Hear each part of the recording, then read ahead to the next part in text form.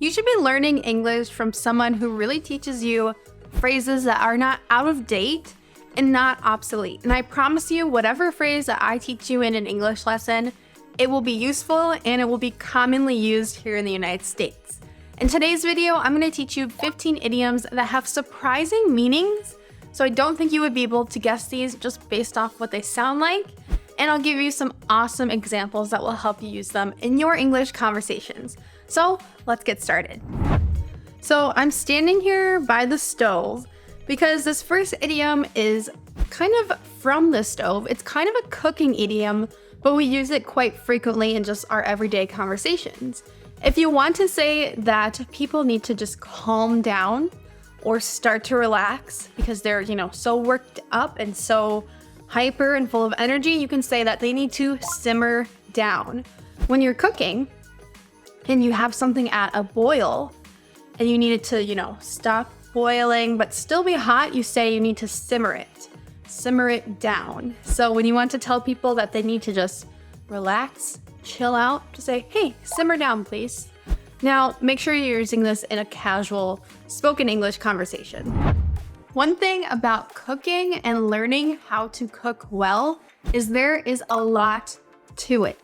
Now, that's the first phrase that I want to teach you. When there's something that's very complicated and it requires a lot of knowledge and skill, you can say there's a lot to it. But if you want to say that things are not complicated and they're very simple to learn, you can say there's really nothing to it. So if something's hard, there's a lot to it. If it's easy, there's not a lot to it. For instance, cooking a huge, Thanksgiving dinner here in the United States with turkey, potatoes, stuffing, green beans, there's a lot to it. But if you're just making something simple like eggs for breakfast, there's nothing to it.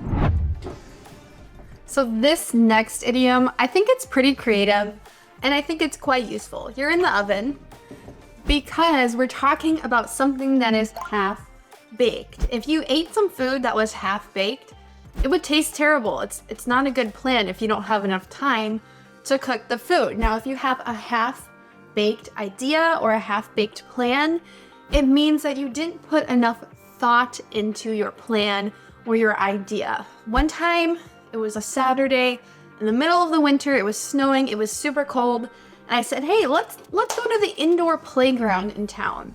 Now, if you have kids, you might understand this. If you don't, I'm sorry, just listen up. If you have kids and you go somewhere when it's raining or cold inside to do something, it's going to be so busy, and I have young kids. It was definitely a half-baked idea. So if you have a poor plan or poor idea, you can call it half-baked. Be careful with knives and this next idiom. If you want to say that someone should stop something that's very annoying, you can say, hey, cut it out. The phrase cut it out means stop it. It's kind of a rude and snarky way to say it, so be careful with it. If, your husband or your wife or your boyfriend and girlfriend is doing something like, they're making a noise that's annoying or they're trying to be annoying to you, say, hey, cut it out, stop it. It's a good phrase, keep it in mind. Okay, do you have a lot on your plate right now? This means that you have a lot of responsibilities if you have a lot on your plate. When I was in college, I just think of this time when I had so much on my plate. I was taking 18 credit hours, which is pretty much the most you can take. I had 2 jobs and I just felt like I had so many responsibilities. Now, looking back, I still have a lot on my plate. I have kids, I have work, I have a husband, I have a house. But it's more manageable because I've gotten older and wiser, and I don't stress out when I have a lot on my plate. So I was going to go outside for this next idiom, but I'm being a baby because it's too cold out today, and the idiom is to grill someone. That's a grill if you didn't know. And when you say I'm going to grill someone or, stop grilling him, it means that you're asking the person very intense questions. You're asking a lot of them as well. The classic example of someone getting grilled is if you bring home a new boyfriend to your family. Your parents will say, Where are you from? What's your family like? You know, what do you do for work? They are grilling this new person that you brought into your house. If you want to say to someone that they're asking you a lot of questions and it's a bit intense, it's a bit too much, you can say, hey, stop grilling me. Have you guys heard of the metaverse? Well, Mark Zuckerberg, he spent so much money creating this metaverse, this virtual reality place where you can go, I guess. And no one really seems to like it, but Mark Zuckerberg, Facebook, Meta, they double down on this idea. And that's the phrase that I want to teach you. When you double down on something, it means that you put more effort and you risk more money and things like that because you think the idea is really going to pay off and it's really going to work. So a lot of times companies will double down on a product. If they think it's going to sell a lot, they'll put lots of money into advertising. And if you're in a casino and you put more money on your bet, you can say, I'm doubling down on this. I think it's really going to pay off. I'm just gonna whip up some pancakes. Okay, that's the phrase. I'm not really making pancakes, but if you say you're going to whip up something, it means you're going to create it or make it very quickly. So you could say, hey, let's whip up a plan for our day. This means let's come up with a plan really quickly. We often use this idiom for cooking as well. If you say, hey, can you whip up some breakfast? Or could you whip up some dinner? This means, can you make it really quick? Can you just come up with some things to make? Usually when you're whipping up a plan or you're whipping up some food, you don't put a ton of thought or like a ton of effort into it. It's just very quick. We're back at the stove. We're talking about when things boil over. Oftentimes when we talk about history, we talk about the circumstances that led to the world wars. Things just boiled over. This means that people got so angry about things that they just got out of control. Recently, I don't know if you guys follow American football, but Tom Brady and his wife, Giselle, for all you Brazilians, they got divorced, sadly. But it seems like she was always very supportive of him and his football career. And he said he was going to retire.